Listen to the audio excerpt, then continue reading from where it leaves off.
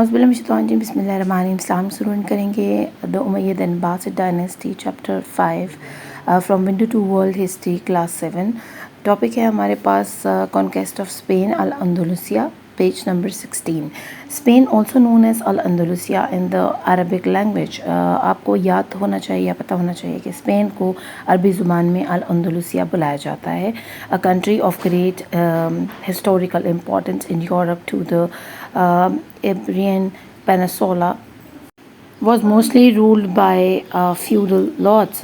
अब इसकी खसूसियत और इसकी अहमियत क्या है, इसको तारीख़ी पस मंज़र से अगर हम देखें तो तारीख़ी अहमियत यूरोप की तारीख़ में इसकी क्या अहमियत ज़ाहिर की गई है, वो ये है कि जब तारिक बिन ज़ियाद अपनी फ़ौज लेकर यहाँ पहुँचे थे, यहाँ के रिहायशियों ने एक ख़त लिखा था कि समझ लें कि कंप्लेन की थी बादशाह को, जिसके नतीजे में जो गवर्नर हैं उन्होंने तारिक बिन ज़ियाद को फ़ौज के समेत उस मुल्क के लोगों को उस ज़ालिम बादशाह से निजात दिलाने के लिए इस इलाके में भेजा।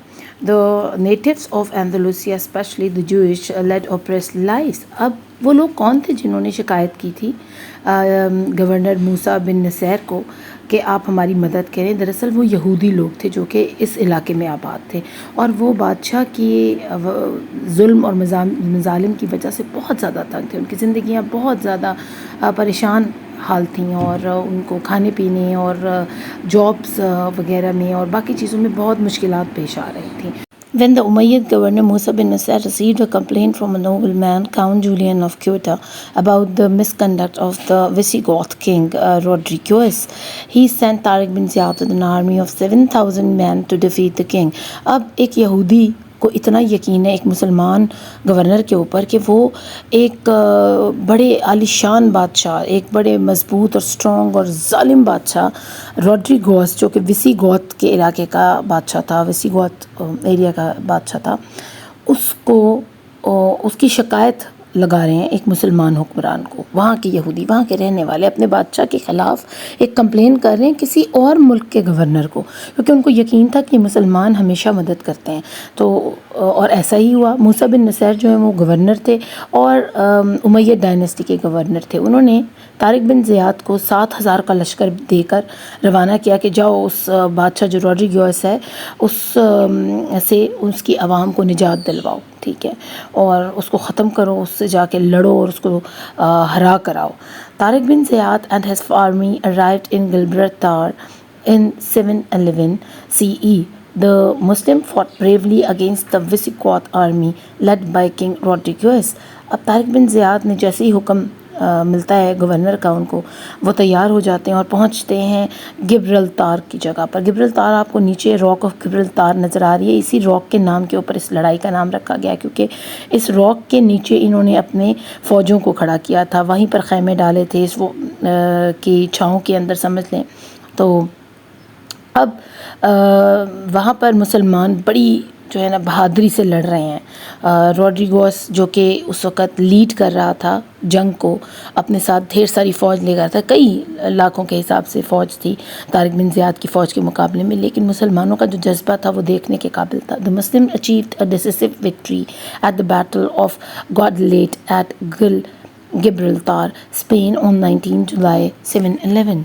अब अल्हम्दुलिल्लाह मुसलमानों को फ़ैसला कुन फ़तह नसीब हुई। जो डिसिसिव विक्ट्री होती है ना बेटा, वो फ़ैसला कुन फ़तह होती है, यानी पीछे तो कोई डाउट रह ही नहीं गया ना कि ये जीते हैं या नहीं जीते। तो मुसलमानों ने समझ लें कि अपने झंडे गाड़ दिए वहाँ पर, और गॉडलेट की इसको जो इस वॉर का नाम जो है वो बैटल ऑफ गॉडलेट बुलाया जाता है, जो गिब्राल्टार के लोकेशन पर स्पेन में हुई थी तारिक बिन ज़ियाद और किंग रॉड्रिगोस के अंदर। तो अक्सर बच्चों को भूल जाता है, वो ये समझते हैं कि this is battle of गिब्राल्टार basically, हालांकि ऐसा नहीं है, गिब्राल्टार लोकेशन थी, ठीक है। तो आप अंडरलाइन करेंगे बैटल ऑफ गॉडलेट, ठीक है। इस बैटल ऑफ गॉडलेट जो है जो जंग तारिक बिन ज़ियाद और रॉड्रिगोस के दरमियान हुई, उसको क्या कहते हैं, उस जंग को क्या कहते हैं?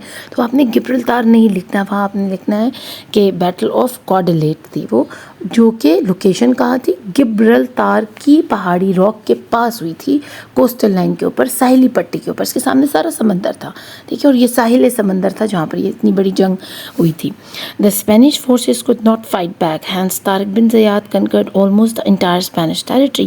اسپینش فورسز میں تو جس طرح طاقت ہی ختم ہو گئی، جو اپنے آپ کو بہت بہادر سمجھتے تھے، طارق بن زیاد کے سامنے تو وہ مچھروں کی طرح اور چوہوں کی طرح گھومنے لگے. اور اس طرح طارق بن زیاد نے پورے علاقے کو، اسپینش کی پوری جتنے بارڈرز تھے ان کو فتح کر لیا. دا oppressed peasants and Jewish of Al-Andalusia welcomed the Muslim army. اب مزے کی بات یہ تھی کہ اندر جو رہائشی رہنے والے لوگ تھے، جن میں جوئش بھی تھے، جن میں دوسرے کرسچن اور مسلمان بھی وہاں رہتے تھے.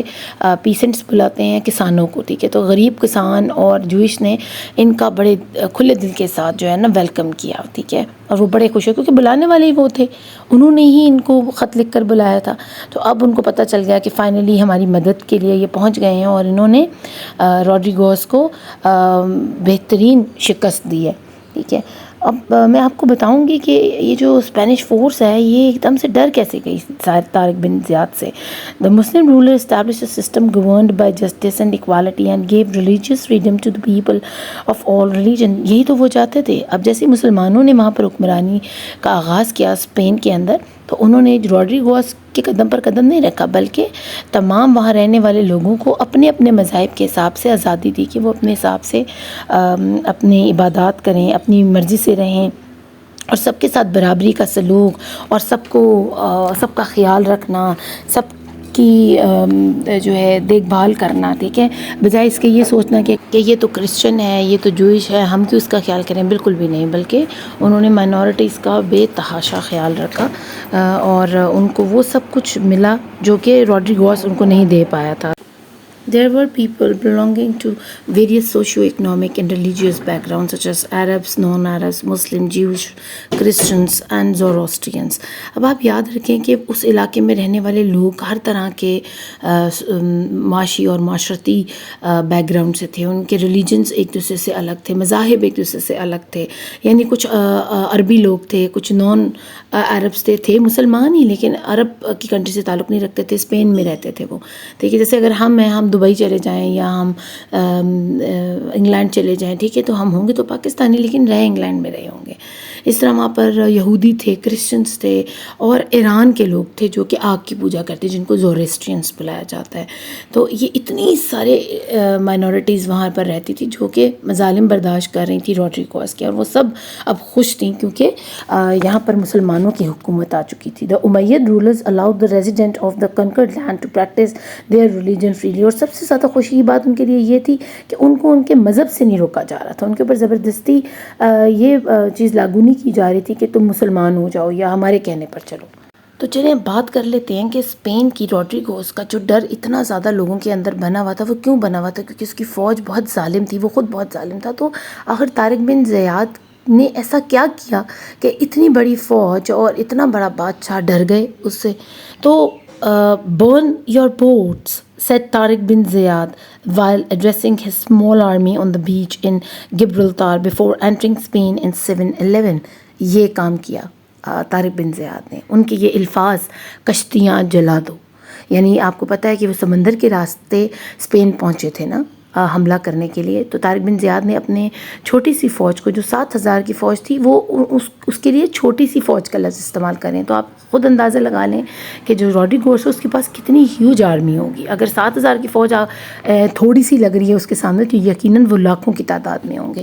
تو جیسے ہی یہ لوگ لنگر انداز ہوتے ہیں اور اترتے ہیں اپنی بوٹس پہ سے اور خیمے باندھتے ہیں اور تیاری کرتے ہیں اسپین پر حملہ کرنے کی، تو اسی پہاڑی پر کھڑے ہو کر ایک تھوڑی سی اونچی جگہ پر یہ طارق بن زیاد خطاب کرتے ہیں اور ایڈریس کرتے ہیں اپنے سارے جو جتنے بھی فوجی ہیں ان کو کہ اپنی ساری کشتیاں جلا دو. اب دوسری فوج بھی دوسری سائڈ سے دیکھ رہی ہے کہ یہ کیا ہو رہا ہے، اور وہ بھی سن رہی ہے، اور وہ یہ سوچ میں پڑ گئی ہے کہ یہ پاگل تو نہیں ہے کہ یہ اپنی کشتیاں جلوا رہے ہیں، اس کا کیا مطلب ہے؟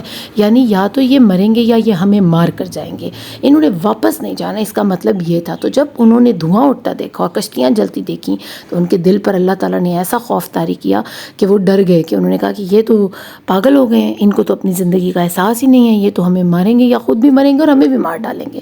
ٹھیک ہے، تو اس وجہ سے اتنی بڑی فوج چونٹیوں کی طرح ادھر سے ادھر اور مکھیوں کی طرح ادھر سے ادھر بھنبھنانے لگی، اور ان کو سمجھ نہیں آ رہی تھی کہ ہم کیا کریں. اور روڈریگوز کے بھی پیر کانپنے لگ گئے کہ آج تک کبھی کوئی بھی دشمن اس طرح کا ان کے سامنے نہیں آیا تھا جو ایسی حرکت کرتا ہے، یعنی جس نے فیصلہ کن نتائج پر، ابھی جنگ سٹارٹ بھی نہیں ہوئی اور اس نے اپنے ہی فوجیوں کو کہہ دیا کہ جاؤ کشتیاں جلا دو، ہم واپس نہیں جائیں گے، ہم یا تو فتح لیں گے یا یہاں مر جائیں گے. ٹھیک ہے، تو یہ بہت بڑی بات ہوتی ہے اس دور میں.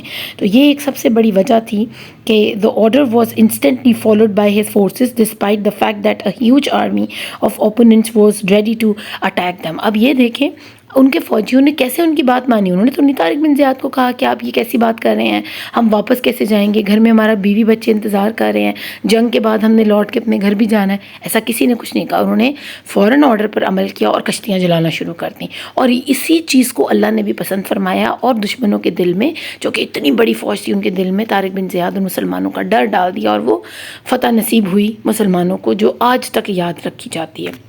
تو یہ تھا بچوں ہمارا ٹاپک، جو امید کرتی ہوں کہ آپ کو بہت اچھے سے سمجھ آیا ہوگا، دا کنکرڈ آف اسپین.